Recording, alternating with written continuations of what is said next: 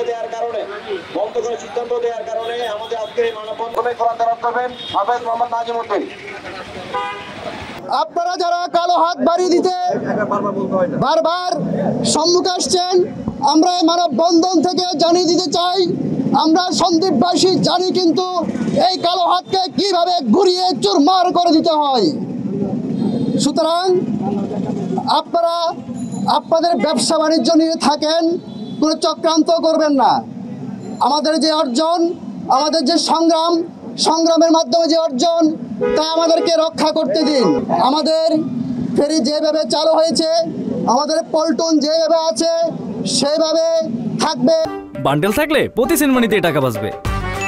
বিকাশ send money bundle কিনে জিতুন প্রতি লেনদেনে। আমাদের ফেরি আমাদের কাছে এসছে, আমাদেরকে অনেক আন্দোলন সংগ্রামের ফসল হিসেবে আমরা ফেরি পেয়েছি। এই ফেরি আমাদের থাকবে। যেদিন উদ্বোধন হয়েছিল, যে সম্মানিত মাননীয় উপদেষ্টা আমাদের কাছে লজ্জিত হয়েছেন যে সন্দ্বীপের এই জনপদ এতদিন পর্যন্ত যে কষ্ট করে এই নদী সাগর পারাপার করে, মা বোনরা যে পরিমাণ কষ্ট করে, সেই দিনই উপদেষ্টা নিজেই লজ্জিত হয়েছেন যে এরকম ভাবে কষ্ট করে যাওয়াটা আমাদের কাছে আসলে লজ্জিত। আমরা আপনাদের কাছে সুবিধা আরো অনেক আগে দেওয়া উচিত ছিল, দিতে পারি নাই।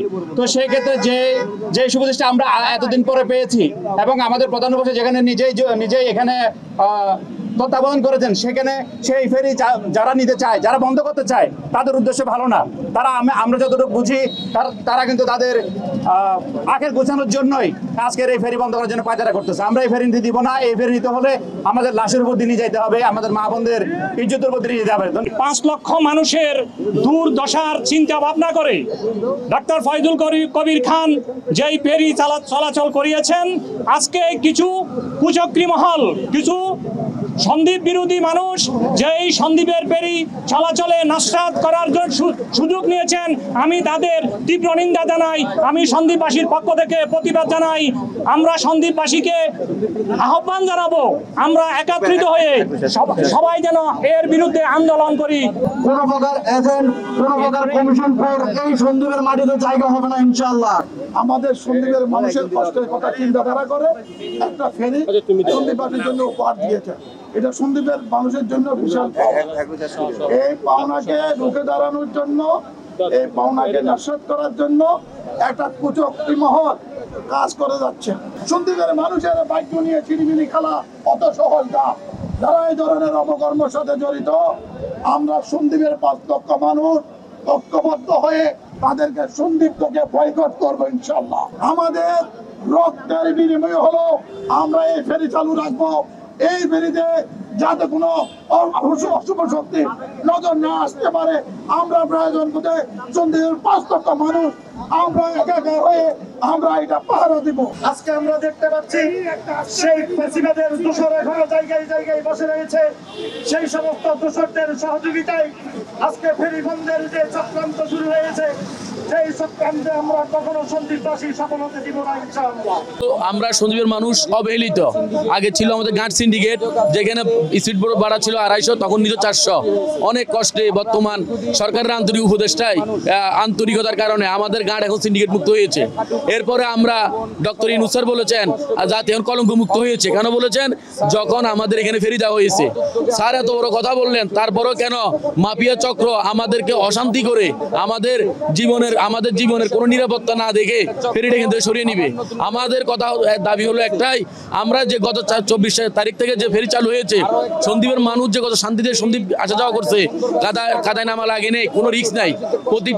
প্রতিটা আপনার বর্ষাকালীন সিজনে আমাদের অনেক লোক ক্ষয়ক্ষতি হয়, অনেক প্রাণহানি হয়, কিন্তু এই ফেরির কারণে আমরা একটা আশাবাদী, আমরা ভালো একটা কিছু পাবো।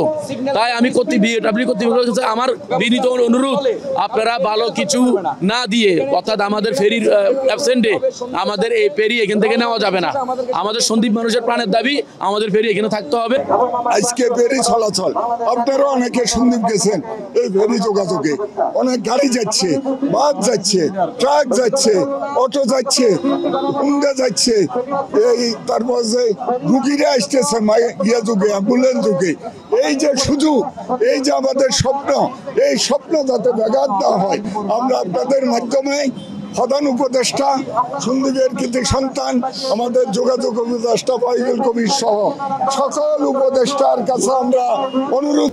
আপনারা জানেন যে দীর্ঘ আমাদের 15-17 বছরের আন্দোলনের প্রেক্ষিতে এই ফেরি চালু হয়েছে, কিন্তু এখন ওরা যেটা বলতেছে সেটি হচ্ছে একটি 100 বছরের পুরনো যে ওয়েদার ওয়ার্নিং সিস্টেম, যে মার্চ থেকে অক্টোবর পর্যন্ত এই সময় আবহাওয়া খারাপ থাকে, সেজন্য এখানে কোনো ঝুঁকি নেওয়া যাবে না। আমাদের কথা হচ্ছে BAWTA, BAWTC এই প্রতিষ্ঠানগুলো অনেক ছোট ছোট নৌযানকে পারমিশন দিয়েছে এখানে চলাচলের জন্য, ছোট ছোট স্পিডবোট চলাচল করে, ছোট ছোট কাঠের নৌযান চলাচল করে, তারা তো সেগুলো বন্ধ করছে না। তারা বলছে ফেরি বন্ধ করতে হবে খুব খুব মানে তাড়াহুড়ো করে, এবং তাদের একটা উদ্দেশ্যপূর্ণ দিতে হবে। তারা বিষয়টা এমনভাবে করছে যাতে ফেরিটা বন্ধ হয়ে যায়। তারা সরকারকে ভুল বোঝাচ্ছে, তারা গভর্নমেন্টকে মিসলিড করতেছে।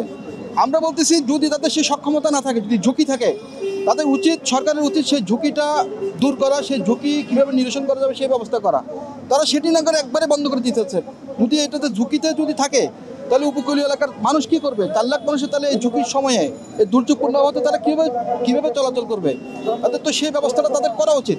তারা সেটি না করে তারা বন্ধ করে দিয়ে সমাধান করছে। আমরা বলছি সরকার ফরওয়ার্ড হবে, নট ব্যাকওয়ার্ড। আপনি কি কি সমস্যা আছে সেই সমস্যাগুলো সমাধান করবেন। আমি একদম সুনির্দিষ্টভাবে 3টা প্রস্তাব করছি।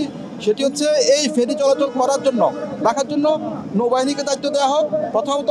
দ্বিতীয় হচ্ছে, যদি তাও সম্ভব না হয়, যদি নৌবাহিনীও যদি অক্ষমতা প্রকাশ করতে ফেল করে, তাহলে বিদেশি বিশেষজ্ঞ সহায়তা নিই কীভাবে এটা চালু করা যাবে এবং কীভাবে সমস্যাগুলো সমাধান করা যাবে।